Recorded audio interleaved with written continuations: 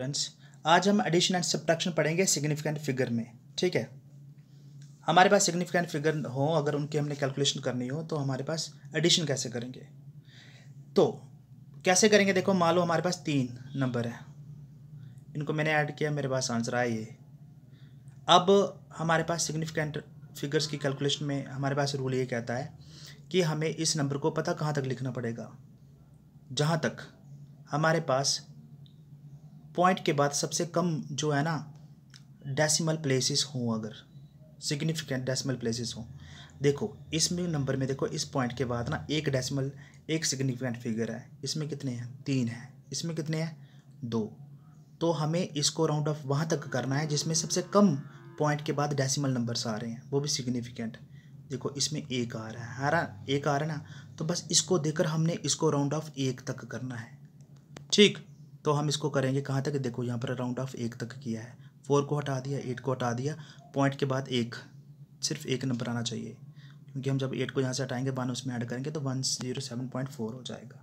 ठीक है, तो वैसे ही हमारे पास इसमें भी होगा, ये आपने याद रखना है। ठीक, आगे देखो मल्टीप्लिकेशन में बहुत ध्यान देना है इधर। ये 3 नंबर्स हैं हमारे पास, इनको मल्टीप्लाई किया, हमारे पास आंसर आया ये। अब हमने इसको कहाँ तक राउंड ऑफ करना है, इसमें हमने डेसिमल के बाद नहीं देखना होता है, हमने इसमें पूरा नंबर देखना होता है। इसमें पूरे कितने सिग्निफिकेंट डिजिट्स हैं, 2, सॉरी इसमें 2 हैं, इसमें 3 हैं और इसमें क्या है 4। तो आपको पता है आपने इस कैलकुलेशन को वहाँ तक राउंड ऑफ करना है, जिस वहाँ तक राउंड ऑफ करोगे मतलब आप इस कैलकुलेशन को देखकर इसको राउंड ऑफ करोगे, मीन्स इसमें 2 डेसिमल डिजिट्स है ना, मतलब 2 डेसिमल डिजिट्स ने 2 सिग्निफिकेंट डिजिट्स है ना, 2 सिग्निफिकेंट तक इसको भी हमने क्या करना है, अब राउंड ऑफ करना है। ठीक है, जो नंबर इन सब में से कम सिग्निफिकेंट नंबर रखता है उस हिसाब से हमने इसको क्या करना है, इसको हमने राउंड ऑफ करना है, इसको देख कर, क्योंकि इसके पास 2 हैं तो इसको हम 2 तक राउंड ऑफ करेंगे, तो इसलिए हमारे पास ये सारे हट गए, सिर्फ 16 बचा है। डिवीज़न में भी ऐसा ही है, देखो इन दोनों नंबर्स में इसका डिवाइड करके आंसर यह है, दोनों में कम सिग्निफिकेंट नंबर्स किस में है, वो है 4.56। कितने नंबर हैं 3, तो हमने इसको 3 तक ही रखना है, देखो इसलिए हमने 8 यहाँ से हटाना पड़ रहा है। ओके, ये हो गया multiplication. Very important topic, errors in measurement. Errors से पता चल रहा है कि मेजरमेंट में गलतियाँ होना। मान लो कोई रॉड है, उसकी लेंथ है 5 सेंटीमीटर और आपने मेजर की उसकी कितनी, खुद आपको मैंने बोला आप उसको मेजर करो, आपने 4 सेंटीमीटर मेजर की, तो एक्चुअल वैल्यू थी ना, जो एक्चुअल वैल्यू वो थी उसकी 5 और आपने मेजर की है वो है 4, वो होती है मेजर वैल्यू। ठीक है, तो आपको पता है ना, आपने गलती कर ली ना, 1 सेंटीमीटर कम कर दिया मेजर, तो वो 1 सेंटीमीटर वो एरर होता है। वो कैसे निकालते हैं, 5 में से 4 को माइनस करेंगे, एक्चुअल वैल्यू में से मेजर्ड वैल्यू को माइनस करेंगे, तो actual value minus measured value, तो इसको हम बोलते हैं एरर। आगे देखिए टाइप्स क्या क्या होते हैं इसके, इसका होता है सिस्टमेटिक, ग्रॉस और रैंडम एरर। 3 टाइप के होते हैं। पहला सिस्टमेटिक एरर पढ़ेंगे, this error rise due to the flaws in experimental setup. हमारे पास एक्सपेरिमेंटल सेटअप जो होता है ना, उसमें गलतियां होने की वजह, दोष होने की वजह से हमारे पास ये एरर निकलता है। अब क्या होता है इसमें, मैंने एक्सपेरिमेंटल फ्लॉज क्या होते हैं, जैसे ये फ्लॉज का मतलब होता है दोष, गलतियाँ होना, वो होते हैं हमारे पास ये इसमें ऑब्जर्वर, मेजरिंग इंस्ट्रूमेंट और द एनवायरनमेंट है, इनकी गलती से या तो ऑब्जर्वर गलती कर लेता है, या तो मेजरिंग इंस्ट्रूमेंट गलत होता है, या तो इन्वायरमेंट की वजह से हमारे पास गलती हो जाती है उसको मेजर करने में। ऐसे एरर जो होते हैं, और इनका हमें रीज़न भी पता होता है कि या तो ऑब्जर्वर की गलती से हो रहा है, या तो मेजरिंग इंस्ट्रूमेंट की गलती से हो रहा है, या इन्वायरमेंट की वजह से हो रहा है। तो ऐसे एरर को हम सिस्टमेटिक एरर बोलते हैं, क्योंकि हमें पता होता है ये कैसे हमारे पास हो रहा है, गलती कैसे हो रही है, तो इसलिए हम इसको क्या कर सकते हैं, एलिमिनेट कर सकते हैं। ठीक है, by detecting the source of error, ये जानकर कि गलती एक्चुअली हो किस लिए रही है, उस चीज़ को जानकर हम उसको ठीक कर सकते हैं। Systematic error further personal error, instrumental और इन्वायरमेंटल एरर में डिवाइड होती हैं। पर्सनल एरर क्या होते हैं, ये देखो, ये होते हैं to the faulty procedure adopted by the person making measurements.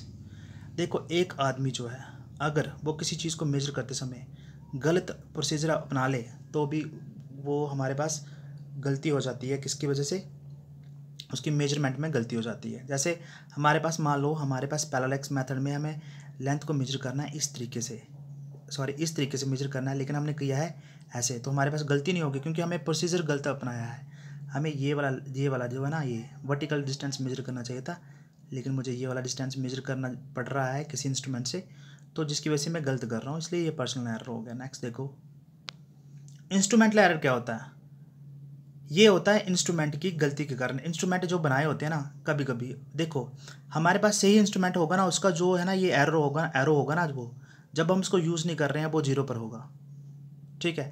लेकिन कुछ इंस्ट्रूमेंट जो बने होते हैं ना, जो बनाए होते हैं, उनमें क्या होता है, वो हमारे पास ये एरो ना 0 पर कोइंसाइड नहीं कर रहा होता है, ये थोड़ा सा कम होगा या ज़्यादा होगा। तो अगर वो कम है तो नेगेटिव 0 एरर होगा इसमें, बस। तो ये जो इंस्ट्रूमेंट की गलती की वजह से ही एरर होता है, इससे भी हमारे पास कैलकुलेशन गलत आती है। इन्वायरमेंटल एरर क्या होते हैं? These error are caused by external conditions like pressure, temperature, magnetic field etcetera. Following are the steps that one must follow in order to eliminate the environmental errors. देखो मान लो हम क्या कर रहे हैं, किसी एक्सपेरिमेंट को किसी टेम्परेचर पे कर रहे हैं, ठीक है, लेकिन आप उसको मान लो आपके पास, आप सुबह आप उस एक्सपेरिमेंट को स्टार्ट कर रहे हो, लेकिन कुछ समय के बाद क्योंकि धूप चढ़ती है तो टेम्परेचर बढ़ जाता है, ठीक है ना, जहाँ पर आप हो तो टेम्परेचर बढ़ जाएगा, तो आप उसको रोक तो ना पाओगे फिलहाल, तो आप उसको रोकोगे नहीं, तो आपका जो रीडिंग्स होगी ना उसमें भी कुछ ना कुछ गलती हो जाएगी। कुछ एक्सपेरिमेंट ऐसे होते हैं ना जो टेम्परेचर पे डिपेंड भी करते हैं, प्रेशर पे भी डिपेंड करते हैं, ठीक है। तो अगर टेम्परेचर पे डिपेंड करेंगे तो आपको पता है दोपहर को ज़्यादा गर्मी होती है, शाम को थोड़ी ठंड होती है, तो टेम्परेचर चेंज करने से भी टेम्परेचर चेंज तो होगा ही होगा ना, उसकी वजह से भी हमारे पास हमारे पास मेजरमेंट में कुछ ना कुछ गलतियाँ हो जाती हैं, तो इसको बोलते हैं हम इन्वायरमेंटल एरर्स। देखो सेम चीज़ हम प्रेशर के लिए सोच सकते हैं, मैग्नेटिक फील्ड के लिए भी सोच सकते हैं। और इसको हम कैसे, देखो इनको हम दूर कैसे कर सकते हैं ऐसी गलतियों को? Try to maintain the temperature. सबसे पहले जहाँ पर आप एक्सपेरिमेंट कर रहे हो ना, जिस लेबॉर्ट्री में, उसमें टेम्परेचर मेंटेन रखो, ह्यूमिडिटी, ठीक है ना, उसको भी मेंटेन रखो, ठीक है, कोई अरेंजमेंट करके, मतलब ये टेम्परेचर, प्रेशर वगैरह इन चीज़ों को ठीक करो अपने इसमें, ठीक है। Ensure that there should be not be any external magnetic field. और यहाँ पर आप एक्सपेरिमेंट कर रहे हो, वहाँ पर कोई मैग्नेटिक फील्ड नहीं होना चाहिए सराउंडिंग में जो आपके एक्सपेरिमेंट को डिस्टर्ब करे। मान लो अगर आप कोई मैग्नेटिक फील्ड वाला एक्सपेरिमेंट कर रहे हो, लेकिन बाहर से कोई एक्सपेरिमेंट मैग्नेटिक फील्ड आपको डिस्टर्ब ना करे, आपने ये भी देखना है, ठीक है, ओके। तो हम इस तरीके से हम इसको दूर कर सकते हैं, ठीक। अब आगे देखो थोड़ा सा, ग्रॉस एरर्स, ये दूसरी टाइप है हमारे पास एरर्स की। These errors are caused by mistaken using instrument, recording data और calculating results। ये कैसे गलती हो जाती है? कभी कभी हम यूजिंग इंस्ट्रूमेंट को गलत तरीके से यूज़ करते हैं, रिकॉर्डिंग डाटा गलत कर लेते हैं, और कैलकुलेटिंग रिजल्ट, और कैलकुलेशन में भी गलती होने की वजह से ग्रॉस एरर निकलते हैं, ठीक है। मान लो एक person may read a pressure gauge indicating 1.01 pascal as 1.10 pascal. यहाँ पर सामने पता चल रहा है, अगर आप किसी चीज़ की रीडिंग ले रहे हो, आपको लेनी चाहिए थी, क्या लेनी चाहिए थी, आपको लेनी चाहिए थी ये, आप लेकिन कितनी ले रहे हो, ये तो गलती होगी ना। तो ये रिकॉर्डिंग डाटा में गलती होगी, अपने डाटा को रिकॉर्ड करते समय गलती होगी आपसे, ये ग्रॉस एरर में आता है। By mistake a person make use of an ordinary electronic scale having poor sensitivity to measure very low masses. अगर इलेक्ट्रॉनिक स्केल जो होता है ना, जो मास को मेजर करने के लिए यूज़ किया जाता है, बड़े कम मासेस को अगर हमें मेजर करना है ना, ठीक है, अगर हमें बहुत ही कम मासिस को, बहुत ही कम मास वाली चीज़ को मेजर करना है ना, तो हमें बहुत ही अच्छे एक्यूरेट इलेक्ट्रॉनिक स्केल्स को यूज़ करना पड़ता है मेजर करने के लिए। लेकिन अगर हम एक ऑर्डिनरी सस्ता सा यूज़ कर रहे हैं ना, तो उससे भी हमारे पास गलती आ सकती है, क्योंकि उसमें इतनी सेंसिटिविटी नहीं होगी, वो इतना एक्यूरेट मेजर नहीं कर पाएगा, ठीक है। Careful reading and recording of data can reduce the gross error to a great extent. तो इसका हल यही है कि आप क्या करो, एक्सपेरिमेंट को अच्छे से देखो और अच्छे से रिकॉर्डिंग करो, उससे आपके ये एरर्स दूर हो सकते हैं। नेक्स्ट, रैंडम एरर्स क्या होते हैं? These errors are due to unknown causes and are sometimes terms at chance errors. देखो यार, रैंडम एरर पता क्या होता है, इसका हमें ना कोई ऐसे नोन रीज़न पता नहीं होता एक्चुअली में, ठीक है। हम एक्सपेरिमेंट कर रहे हैं और हमें पता नहीं चल रहा है एक्चुअली में। कभी कभार ऐसा होता है कि हमें ये पता ही नहीं होता कि वो एक्चुअली गलती किस वजह से हो रही है, तो फिर हम क्या करते हैं, due to unknown causes they can not be eliminated. तो ये जो आपके पास एरर हो रहे होते हैं ना, इनका हमें एक्चुअली रीज़न नहीं पता होता क्यों हो रहे हैं, तो इसलिए इनको एलिमिनेट करना हमारे लिए क्या होता है, मुश्किल होता है, हम इनको एलिमिनेट कर ही नहीं सकते। They can only be reduced. हाँ, इनके जो एरर हो रहे हैं, इनको थोड़ी वैल्यू को हम कम कर सकते हैं। कैसे? By estimating reduced and the error can be estimated by using some statistical operations। देखो ये बहुत इंपॉर्टेंट है, ध्यान से सुनना इसको। अगर ऐसा हो, हमारे से मान लो एक रॉड को मैं मेजर कर रहा हूँ, मैं बार बार उसको मेजर कर रहा हूँ, बार बार मेजर कर रहा हूँ, मेरे से गलतियाँ आ रही है, गलती आ रही है, गलती आ रही है, मतलब सेम नहीं मेजर हो रहा है, ठीक है। फिर मेरे से गलती क्या आ रही है, तो गलती आ रही है और मुझे कैसे पता चलेगा कि एक्यूरेट वैल्यू क्या है। तो उस प्रोसीजर में पता क्या करने वाला हूँ, एक मैं कैलकुलेशन को एक अलग तरीके से मैं फॉलो करने वाला हूँ। देखो for example you mayor the oscillation period of A pendulum with A stop watch 5 times. मान लो, देखो आपने पेंडुलम देखा होगा ना, सिंपल पेंडुलम ये होता है, वो कभी इधर से इधर जाता है, कभी इधर से इधर जाता है, इधर से इधर और इधर से इधर आने में एक ऑसिलेशन कंप्लीट होती है इसकी, ठीक है। ऑसिलेशन ये लिखा हुआ है ना, ऑसिलेशन, ठीक है। और एक इधर से इधर और इधर से इधर जाने में उसने कितने टाइम में ऐसा किया है, वो इसका ऑसिलेशन पीरियड कहलाता है, ठीक है। मान लो पहली बार हमने एक्सपेरिमेंट किया, ट्रायल नंबर 1, तो आपको लगा कितना टाइम लगा इसको इधर से इस बॉब को इधर से इधर और इधर से इधर आने में 3.9 सेकेंड्स लगे। स्टॉप बार से आपने मेजर किया। दूसरी बार आपने किया 3.5, तीसरी बार किया 3.6। देखो हर बार हमारे पास है ना वैल्यू अलग अलग आ रही है, ठीक है। तो हमें अभी ये नहीं पता चल रहा है कि हमारे पास वैल्यू सही है क्या या क्या नहीं है। इस केस में हम पता क्या करेंगे, हम पता क्या करते हैं, average of all the 5 recordings, 5 recording हमने की हैं, 5 वैल्यू मेजर की हैं, इन सबको हम पता क्या करेंगे, इनका एवरेज निकालेंगे। एवरेज कैसे निकालते हैं, ये एवरेज समझते हो ना आप, sum of observation divided by number of observations. तो आपने जितने भी ये वैल्यूज़ ये है ना, ये वाली वैल्यूज़, ये वाली, ये 1 2 3 4 5, इन वैल्यू को क्या करना है, प्लस करना है, कर लिया, और 5 के साथ डिवाइड करना है, तो 18.2 आया, इसको डिवाइड करेंगे तो 3.6। तो आपने ये मान लेना है कि इसकी जो वैल्यू है ना, ओरिजिनल सही वैल्यू कितनी है, 3.6। बस यही हमारे पास जो रैंडम एरर होता है ना, उसमें कैलकुलेशन करने का तरीका होता है, बस, ठीक है। एक होता है एब्सोल्यूट एरर। देखो अब हमारे पास क्या है, मान लो मैंने आपको क्या बताया था, मैंने आपको ये बताया कि हमारे पास सपोज एक रॉड है 5 सेंटीमीटर, ठीक है, और आपको मैंने मेजर करने के लिए दी, तो आपने कितना किया उसको, 4 सेंटीमीटर किया, ठीक है। और आपको पता यह है कि मैं इस, मान लो, अच्छा मैं दूसरी एग्जांपल लेता हूँ उसकी, देखो इधर, पहले इधर देख लें, the magnitude of difference between mean value and the each individual value is called absolute error. देखो ये जो वैल्यू होती है ना, ये वाली जो हमने सबको प्लस करके 5 के साथ डिवाइड करके की, इसको बोलते हैं मीन वैल्यू। क्या बोलते हैं इसको, मीन वैल्यू, ठीक है। समझा रही मेरी बात, इसको क्या बोलते हैं हम, मीन वैल्यू। फिर मीन वैल्यू बोलते हैं, और ये वाली जो वैल्यूज़ होती है ना, कौन सी, ये वाली वैल्यू 3.9 3.5 3.6 3.7, ये वाली वैल्यू, इसको बोलते हैं इंडिविजुअल वैल्यू। क्या बोलते हैं, इंडिविजुअल वैल्यूज़। दोबारा सुनो, इसको बोलते हैं हम, ये जो हमारे पास आंसर आया ना, एवरेज आया है, मीन वैल्यू, इसको बोलते हैं मीन वैल्यू। और ये 3.9 जो रीडिंग्स थी ना हमारे पास, जो हमने रिकॉर्ड की थी, इनको बोलते हैं हम इंडिविजुअल वैल्यूज़। क्या बोलते हैं, इंडिविजुअल वैल्यूज़।